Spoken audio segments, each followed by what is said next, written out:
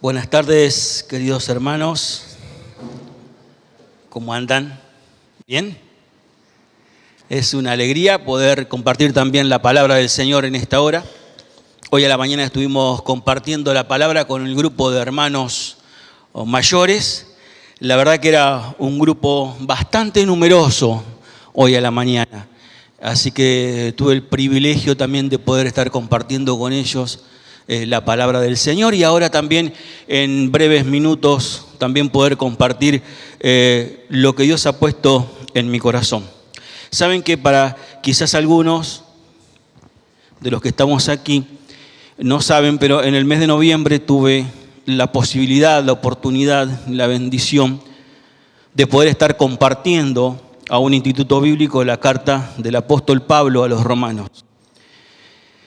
Y quería compartir acerca de lo que el apóstol Pablo está diciendo a estos hermanos en Roma.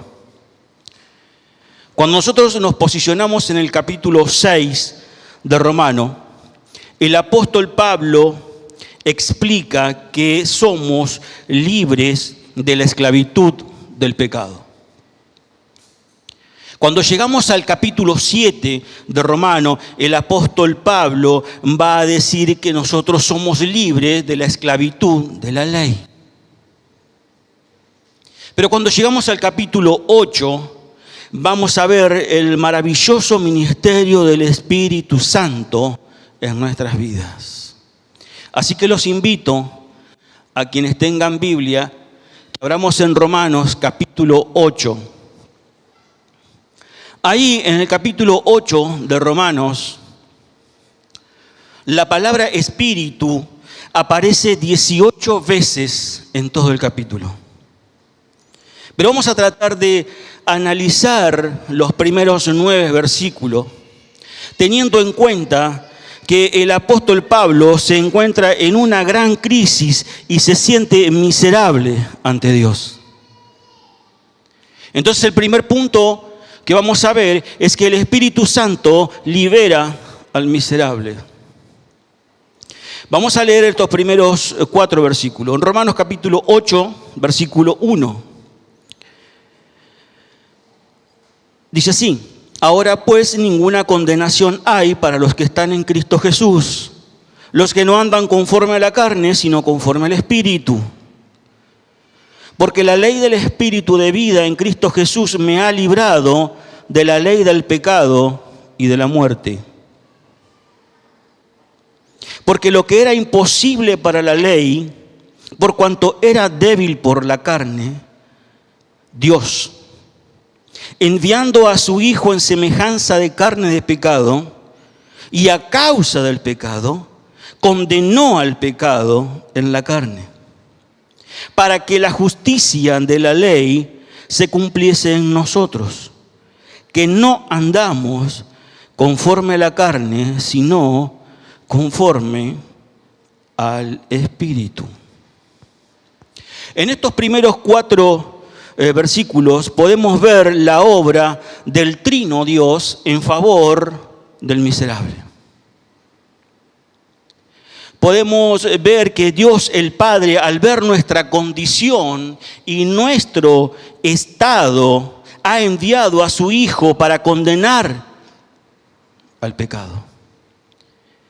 Como leímos en el versículo 1, el apóstol comienza diciendo con una afirmación precisa, con esta frase que es un conector. Dice: ahora pues, en consecuencia.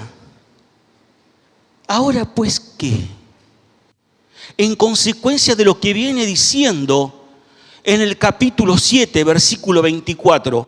Miserable de mí, ¿quién me librará de este cuerpo de muerte? Mas gracias doy a Dios por Jesucristo nuestro Señor. Así que yo mismo con mi mente sirvo a la ley de Dios, mas con la carne a la ley del pecado.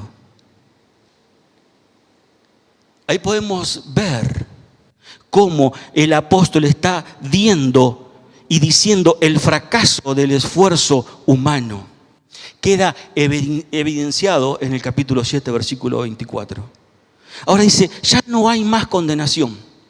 ¿Saben que los lunes a las 7:30 de la tarde un grupo de hombres nos juntamos a tratar de estudiar la palabra, compartir la palabra, orar y después nos vamos a nuestras casas?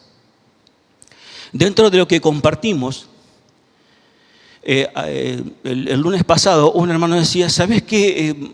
Veo mucho o por ahí escucho que la salvación se pierde. Y durante la semana estaba hablando con un hermano muy querido de la iglesia y me decía, Lucio, tenemos que volver a las bases y tenemos que empezar a hablar de la oración, de la santificación, de la justificación, de la seguridad de nuestra salvación. ¿Cómo puede ser que el sacrificio de nuestro Señor Jesucristo por cada uno de nosotros, esa salvación tan grande que costó tanto, algunos puedan decir que se pierde? El apóstol Pablo es enfático y dice, ninguna condenación hay para los que están en Cristo Jesús. El texto enfatiza que este castigo impuesto por una sentencia condenatoria, y es una verdad fundamental en toda la carta. Por eso cuando Roberto me decía, decime el título del mensaje, libres de culpa y cargo. Esta verdad fundamental de que no hay condenación para los que están en Cristo Jesús. Lo vemos en el capítulo 1, versículo 16, versículo 17. Lo vemos en el capítulo 3, versículo 21, versículo 24. Lo vemos en el capítulo 5, versículo 1, versículo 2. Lo vemos en el capítulo 7, versículo 6. El apóstol Pablo va a decir esta verdad fundamental en toda la carta. El sacrificio de nuestro Señor Jesucristo cancela toda deuda de pecado. Al creyente se le ha perdonado todos sus pecados. Todos sus pecados. Fíjense lo que dice Colosenses, capítulo 2, versículo 13.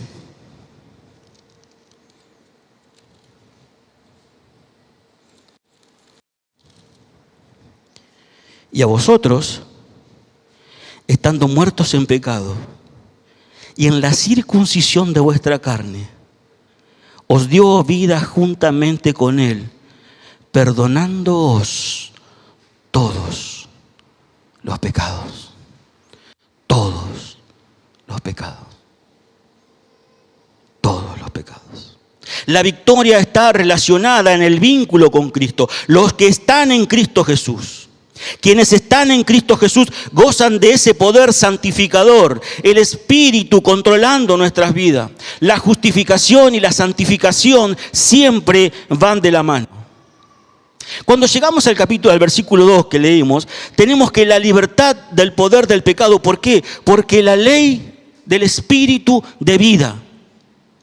Este Espíritu Santo es vida y comunica vida.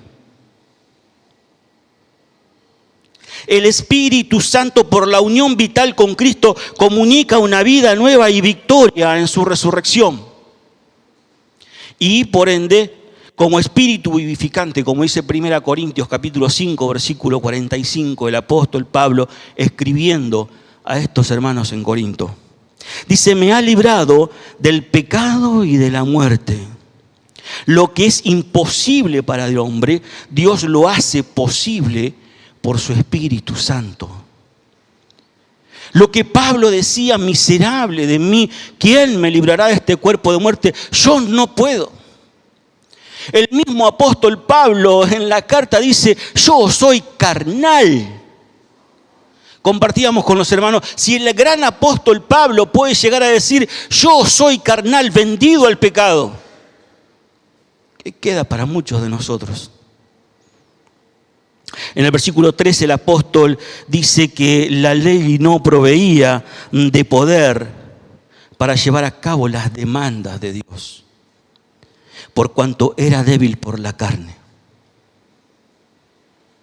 La ley es santa, sus mandamientos son santos, justos, buenos, pero no provee de poder sobre la carne.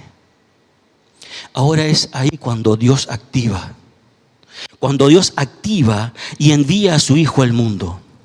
Como lo vemos en Juan 3:16, porque de tal manera amó Dios al mundo que envió a su Hijo, para que todo aquel que en Él cree no se pierda, mas tenga vida eterna. Este gran amor de Dios se manifiesta en este acto. Cristo vino con un propósito redentor para la humanidad. El Hijo de Dios en semejanza de carne. El Hijo de Dios en carne humana, en cuerpo humano, en alma humano, en espíritu humano. Pero ahora atentos, porque el Hijo de Dios no tuvo pecado. Él era santo e intachable, de acuerdo a lo que dice 1 Pedro, capítulo 2, versículo 22 al 24. Jesucristo en semejanza de carne de hombre, pero intachable. Y este Señor Jesucristo, a través de su Espíritu Santo, quiere guiarnos en el andar diario. El versículo 4 dice: para que la justicia de la ley se cumpliese en nosotros, que no andamos conforme a la carne, sino conforme a la ley. ¿Saben que el apóstol Pablo recalca la obra de la salvación por el Hijo en este contexto? Porque el creyente muchas veces en su severa crisis puede llegar a dudar de su salvación, sintiéndose indigno delante de Dios. No sé si algunos de los que estamos acá muchas veces hemos dudado o alguna vez hemos dudado de nuestra salvación, porque nos sentimos indignos delante de un Dios santo, santo, santo. Ahora, el Hijo de Dios nos ha librado de toda condenación, de toda culpabilidad. Así lo dice el profeta Isaías.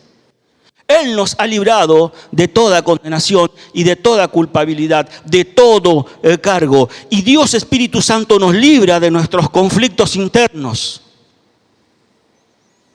La palabra de Dios dice que el Señor Jesucristo llevó en el madero todas nuestras culpas. Es bueno pensar cuando por ahí estamos en una crisis delante de Dios, saber que nuestro Señor Jesucristo, a quien venimos a recordar ahora, como todos los domingos, Él se entregó total y absolutamente por cada uno de nosotros y por cada uno de los que están afuera. Del versículo 5 al 8 continúa el pensamiento que comenzó allá en el capítulo 7 y el apóstol Pablo traza un contraste: ser de la carne y ser del Espíritu. En el versículo 6 dice: porque el ocuparse de la carne es muerte, pero el ocuparse del Espíritu es vida y paz. Tenemos una palabra clave acá, la palabra ocuparse. Cuando nos ocupamos en las cosas de la carne, lo primero que produce es muerte, separación. Pero cuando nos ocupamos en las cosas del Espíritu, dice que produce vida y paz. Y cabe la pregunta: ¿en qué está ocupada nuestra mente? ¿En qué está ocupada nuestra vida? El apóstol Pablo se refiere que el esfuerzo del creyente en su propia fuerza, es decir, en la carne, le conduce a la muerte, a la separación. Las obras de la carne no dan fruto para vida, son manifestaciones de corrupción. Si no, vamos a la epístola del apóstol Pablo a los Gálatas capítulo 5. Antes de llegar al versículo 22, donde habla del fruto del Espíritu Santo, va a dar toda una lista de las manifestaciones de nuestra carne. El ocuparnos de la carne es muerte, pero no es muerte eterna, porque ninguna condenación hay para los que están en Cristo Jesús, sino cuando está hablando de muerte en el creyente, quiere decir separación de las bendiciones a causa de mi falta de comunión con Dios, a causa de mi falta de relación, de orar, de leer y de estudiar la palabra de Dios. Lo que tenemos es pérdida de bendición. Pero dice, el ocuparse del Espíritu es vida y paz. Y esta vida está relacionada con la experiencia del ser humano con este Cristo resucitado. Está relacionado con la experiencia de poder y victoria que ahora sí tenemos, porque el Espíritu Santo está viviendo dentro de cada uno de nosotros. Ahora dice, vida y paz. Y esta paz está vinculada íntimamente también con la experiencia del creyente.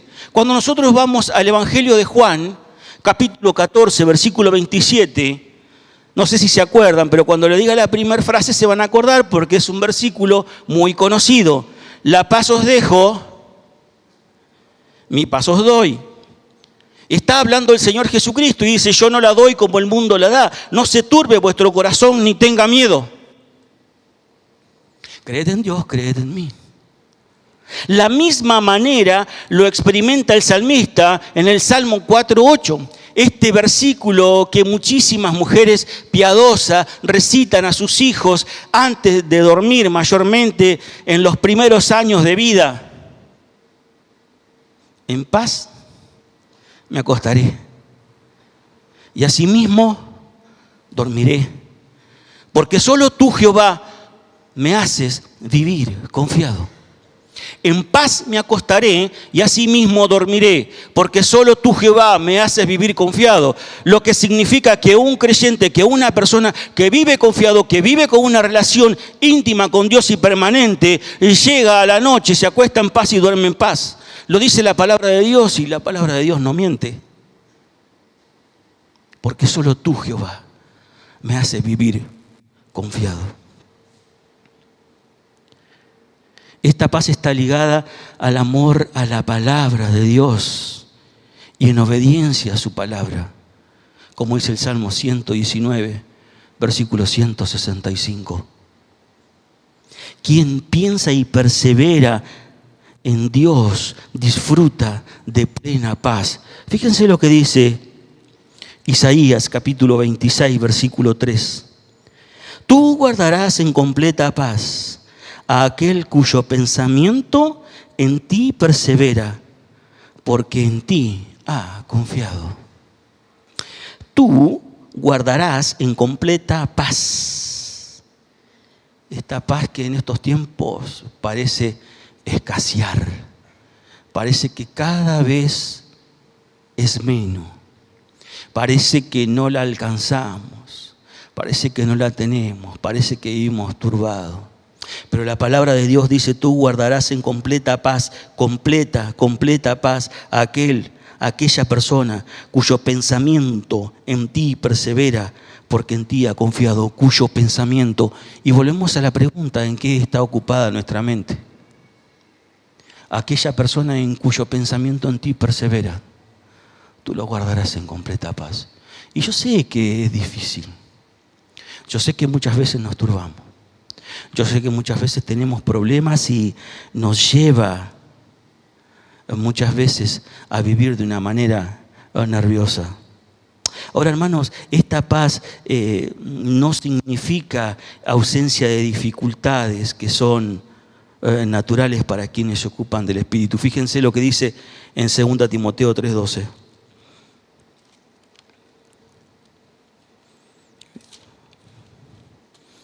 Segunda Timoteo. Me pasé. 3:12. Y también todos los que quieren vivir piadosamente en Cristo Jesús padecerán persecución. Esta paz no significa que tenemos ausencia de dificultades, de problemas. Quienes pretendemos vivir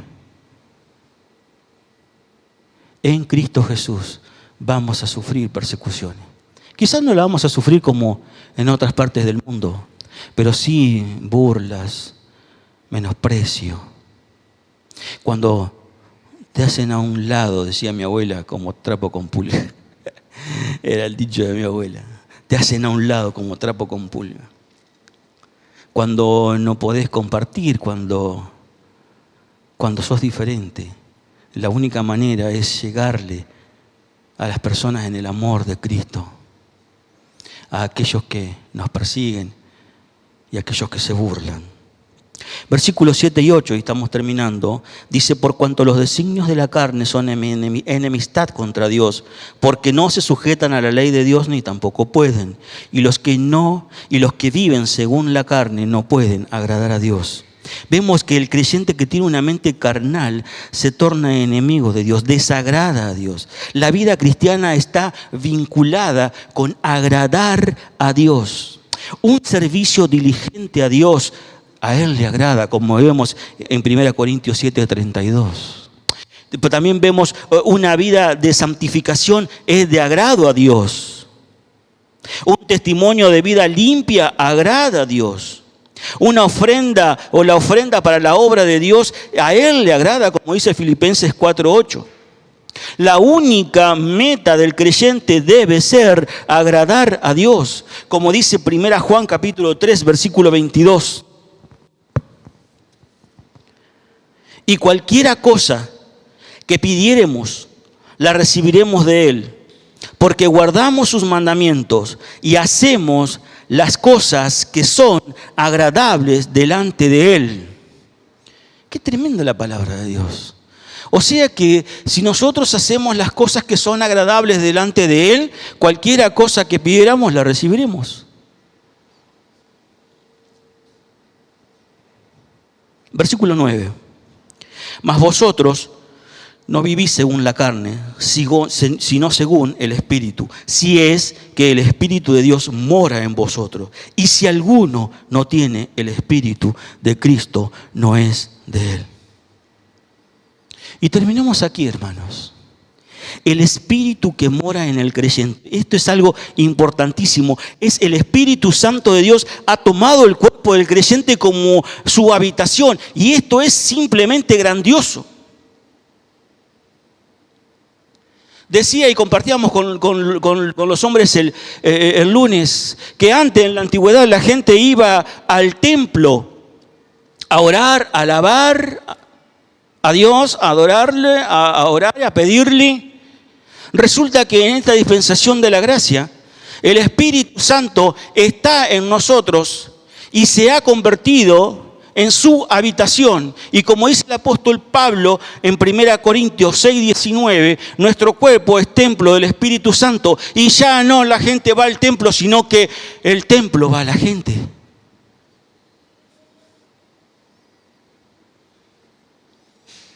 Vamos llevando la palabra del Señor. Vamos bendiciendo. Vamos compartiendo el mensaje de salvación. Creo que tenemos que tomar seriamente un tiempo para pensar que el Espíritu de Dios está en nosotros. Dios mismo morando en nosotros. Quizás no es algo que se sienten, aunque algunos sienten cosas, pero básicamente es saber, es conocer, es entender que Dios está dentro nuestro. Y si Dios está dentro nuestro, ¿qué más necesitamos? ¿Qué más necesitamos? Esto fue determinado por Dios. Cuando vamos al Evangelio de Juan, capítulo 14, tremendo, versículo 16 y 17. Vamos a leer del 15. Si me amáis, dice el Señor Jesús, guardad mis mandamientos. Y yo os rogaré al Padre y os dará otro consolador, para que esté con vosotros para siempre. El Espíritu de verdad, el cual el mundo no puede recibir porque no le ve ni le conoce, pero vosotros le conocéis, porque mora con vosotros y estará en vosotros. Y que alguien diga que la salvación se pierde.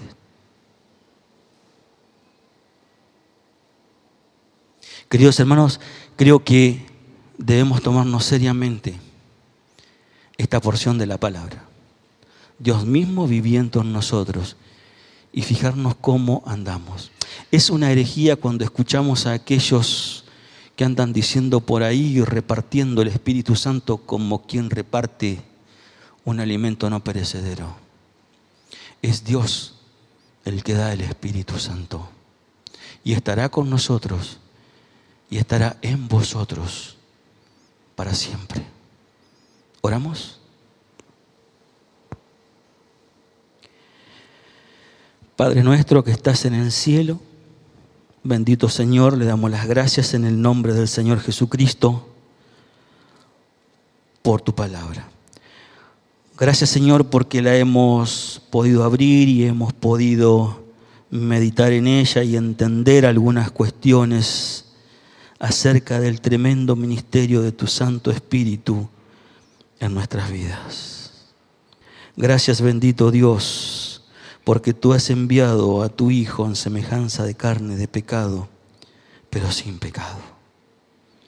Bendito Señor, te alabamos, te bendecimos, te glorificamos y te damos las gracias en el nombre del Señor Jesús. Amén.